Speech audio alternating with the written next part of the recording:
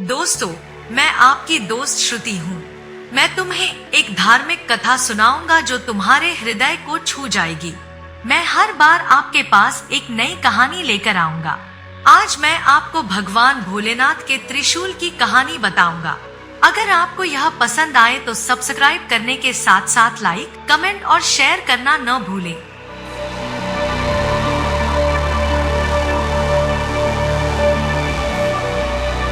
भगवान भोलेनाथ के त्रिशूल की महिमा से पूरा विश्व परिचित है, लेकिन आज भी पुरातत्व विभाग द्वारा शिव के त्रिशूल पर शोध की जा रही है और इसी से प्रेरित होकर भोलेनाथ के त्रिशूल की महिमा का चित्रण धार्मिक काल्पनिक कहानी के रूप में किया गया है। मुझे पूरा विश्वास है कि यह कहानी आपको शिव के त्रिशूल की शक्तियों से अवगत कराएगी। एक बहुत ही पुराना गांव था जहां बहुत से प्राचीन खंडहर बने थे और इन खंडहरों में कई वर्षों से पुरातत्व वैज्ञानिक रिसर्च के लिए आया करते थे। वैज्ञानिकों को इस गांव से हिंदू संस्कृति से जुड़ी कई प्राचीन वस्तुएं प्राप्त हुई थी, इसीलिए यह गांव प्राचीन हिंदू सभ्यताओं की खोज के केंद्र के रूप में जाना जाता था।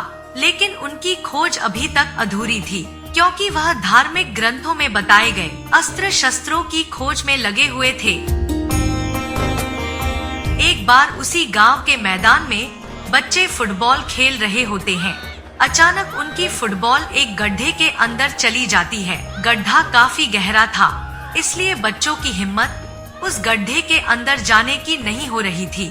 तभी गांवों में एक फेरी वाला कपड़े बेचने आता है। बच्चे उसे रोक लेते हैं और उससे अपनी फुटबॉल निकालने की जिद करने लगते हैं। फेरी वाला बच्चों की जिद मानकर गड्ढे के अंदर घुस जाता है। अंदर बहुत अंधेरा था, जिस वजह से उसे कुछ दिखाई नहीं दे रहा था। वह अंदाजे से नीचे उतरता जा रहा था।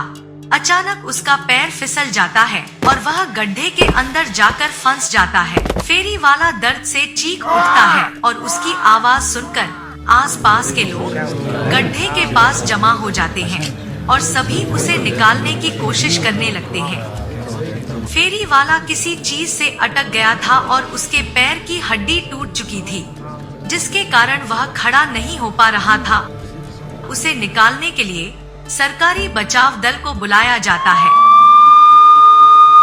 बचाव दल के अधिकारी इलेक्ट्रिक गैजेट्स के साथ गड्ढे अंदर प्रवेश करते हैं। उनके पास तेज रोशनी की टॉर्च होती है, जिससे वह गड्ढे के अंदर सभी चीजों को साफ साफ देख पा रहे थे। वह जितने नीचे उतरते जा रहे थे, उतना उन्हें सांस लेने में परेशानी हो रही थी।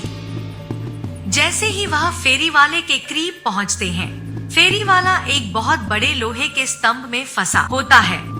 अधिकारी उसे बड़ी मुश्किल से रेस्क्यू करके गड्ढे के बाहर ले आते हैं, लेकिन गड्ढे के अंदर लोहे का स्तंभ उन्हें विचलित कर रहा था, क्योंकि गड्ढे के आसपास कोई घर नहीं था। फिर इतना बड़ा लोहा कहां से आया? वह लोहे को बाहर निकालने का फैसला करते हैं, लेकिन यह क्षेत्र पुरातत्व विभाग के अंतर्गत आता था, इसलिए यहाँ उपस्थित किसी भी खनिज को बिना उनके अनुमति के नहीं लिया जा सकता था। बचाव दल की अधिकारी पुरातत्व विभाग को बुलावा भेजते हैं और जैसे ही वह इस लोहे के स्तंभ की जांच करते हैं, तो उनकी खुशी का ठिकाना नहीं होता, क्योंकि यह चीज लोहे से नहीं बल्कि अंतरिक्ष के ग्रहों में उपस्थित विभिन्न प्रकार की खगोलीय धातुओं से बना हुआ स्तंभ प्रतीत हो रहा था, जो कि पृथ्वी में इकलौता था। उस धातु के गहन अध्ययन से उन्हें इस बात का एहसास हो चुका था कि यह जरूर हिंदू संस्कृति से संबंधित कोई विशाल अस्त्र हो सकता है। स्तंभ का आकार बहुत विशाल था, जिसे निकालने के लिए बड़ी बड़ी मशीनें लगाई जाती है और स्तंभ को निकालने की जद्दोजहद शुरू हो जाती है। उस गड्ढे के आसपास हजारों की तादाद में लोग जमा हो जाते हैं। सभी उत्सुकता से गड्ढे की तरफ देख रहे थे। खनिज विभाग के अधिकारी पूरी मशक्कत के साथ स्तंभ को निकालने में लगे होते हैं। खुदाई करते हुए 38 घंटे गुजरते ही अचानक स्तंभ का आखिरी छोर इनके हाथ लग जाता है और जैसे ही हाइड्रोलिक मशीन की सहायता से स्तंभ को बाहर खींचा जाता है, वहां उपस्थित लोग जय भोलेनाथ के नारे लगाने लगते हैं।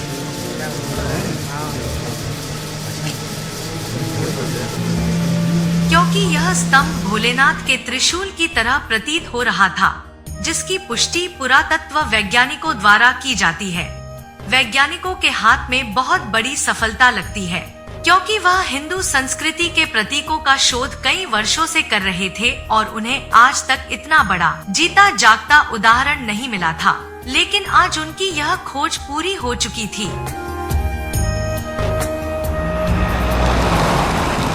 त्रिशूल को अनुसंधान केंद्र में ले जाया जाता है। त्रिशूल मिलने की खबर से पूरे विश्व में जिज्ञासा पैदा हो चुकी थी। सभी जानना चाहते थे कि त्रिशूल वाकई भोलेनाथ का है या यह कोई सामान्य ढांचा है। त्रिशूल की रिसर्च करने के लिए कई देशों से वैज्ञानिकों को आमंत्रित किया जाता है।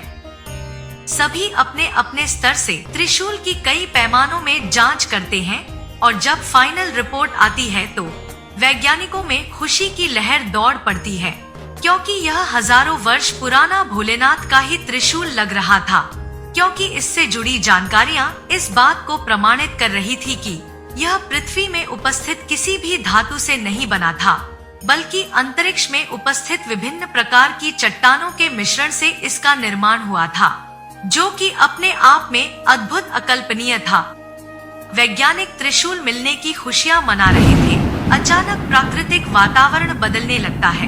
गर्मी के मौसम में चारों तरफ जोरदार बारिश प्रारंभ हो जाती है। मौसम विभाग की जानकारी के अनुसार वर्षा अनिश्चित कारणों की वजह से प्रारंभ हुई थी, जिसके बारे में मौसम विभाग को कोई जानकारी नहीं लग रही थी और तो और सैटेलाइट से भी बारिश से संबंधित कोई संकेत प्राप्त नहीं हो पा रही थे। वैज्ञानिकों में उथल पुथल मच चुकी थी, क्योंकि ऐसा पहली बार हुआ था कि प्राकृतिक घटनाओं का अवलोकन करने में उन्हें परेशानी हो रही थी।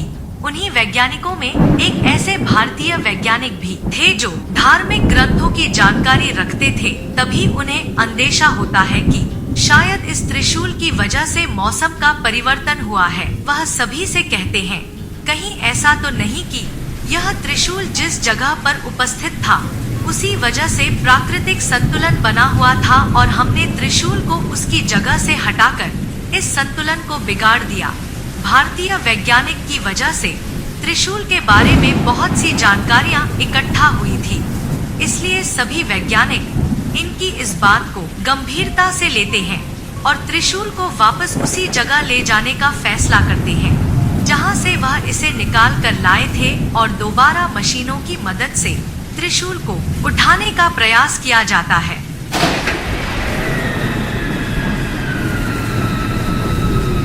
लेकिन त्रिशूल का वजन बढ़ चुका था और बड़ी बड़ी मशीनों से भी त्रिशूल को हिला पाना संभव नहीं हो पा रहा था। वैज्ञानिक चिंतित हो जाते हैं। उन्हें कुछ समझ में नहीं आ रहा था, क्योंकि यह त्रिशूल इन्हीं मशीनों की मदद से लाया गया था और अब यह हिलने का नाम नहीं ले रहा। तभी भारतीय वैज्ञानिक सलाह देते हैं कि त्रिशूल शक्ति का प्रतीक है और इसे यहाँ से हटाने के लिए भगवान भोलेनाथ का आह्वान करना होगा, तब शायद भोलेनाथ हमारी पुकार सुनेंगे। शिव पूजा को संपन्न करने के लिए एक पुरोहित बुलाए जाते हैं जो भोलेनाथ की संपूर्ण पूजा विधि का आयोजन करते हैं और इसी दौरान त्रिशूल अपने आप हिलने लगता है। उसे हिलता देख वैज्ञानिक हाइड्रोलिक मशीन से त्रिशूल को उठाने का आदेश देते हैं और अगले ही पल त्रिशूल एक पेड़ के पत्ते की तरह उठ जाता है। शिव की महिमा देखकर सभी वैज्ञानिक दंग रह जाते हैं। सभी हाथ जोड़ते हुए भोलेनाथ को प्रणाम करते हैं और जैसे ही त्रिशूल को गड्ढे में वापस प्रवेश करवाया जाता है, अचानक बारिश रुक जाती है। वैज्ञानिक अब समझ चुके थे कि हमें भी प्राकृतिक चीजों को बिना उनका स्थान परिवर्तन किए ही शोध करना होगा, अन्यथा इस पृथ्वी का अस्तित्व ही नहीं रहेगा। और इसी के साथ शिव के रहस्यमय त्रिशूल का किस्सा खत्म हो जाता है।